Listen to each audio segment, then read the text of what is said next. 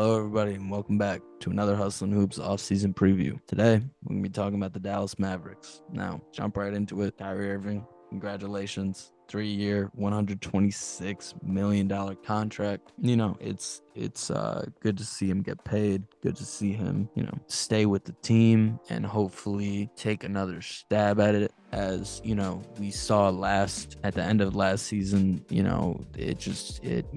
was a fucking disaster.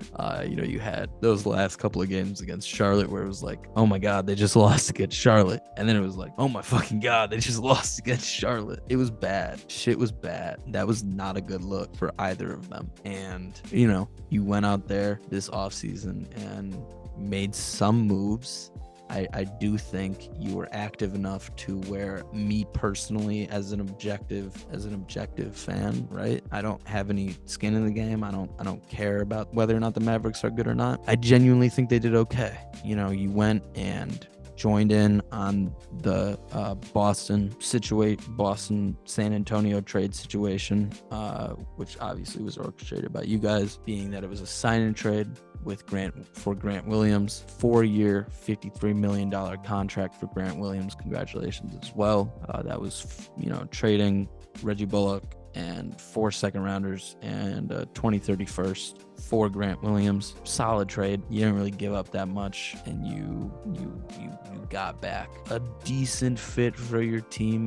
A okay floor spacer, and when he gets hot, and a good defender, a scrappy defender, and you need that. You definitely needed that after losing Dorian Finney-Smith, which was something. But you also signed Dwight Powell to a 3-year, $12 million contract, Seth Curry to a 2-year, $9.26 million contract, and Dante Exum out of the fucking parking lot.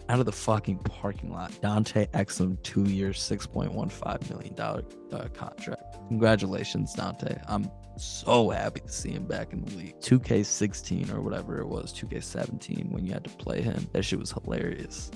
You just pull up the screen, Dante Exum.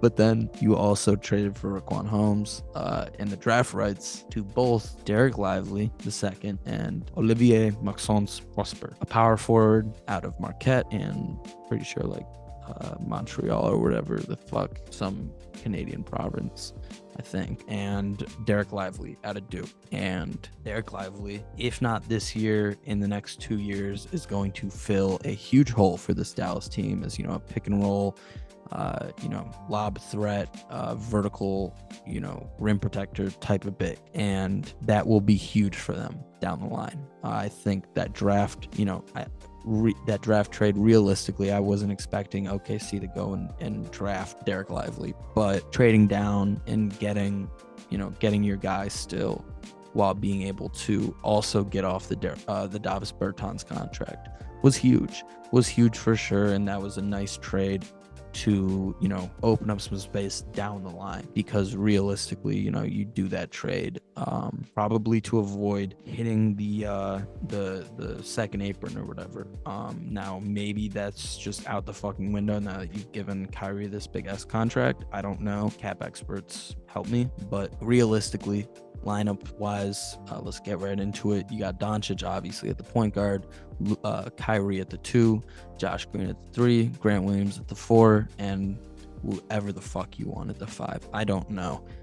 Is it Raquan Holmes because because he has that contract? Is it Derek Lively? No. Is it Dwight Powell? Maybe. I don't know. But I hope Derek Lively is your backup big at this point.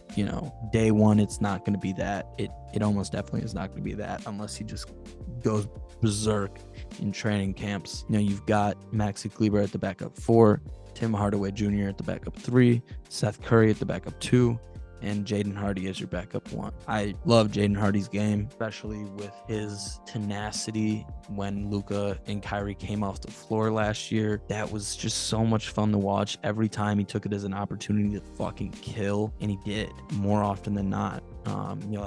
You'll have Dante Exum there to back them up as a third stringer. Omax, Olivier will, play between 3 and 4 realistically. He's 6'7" with a good wingspan, decently built, but decently built, so he can realistically guard a decent amount of force. And then you've got your big rotation of Holmes, Lively, Powell, and McGee, who you can kind of just interchange between them as you go throughout the season. It's a good team. It's solid. You made moves. You have a plan, I believe. Not sure what it exactly is. We'll have to see who they plan on starting at the 5 to get an idea of exactly what it is. But, you have a vision, and hopefully Josh Green can continue to take steps offensively, because his defense is there.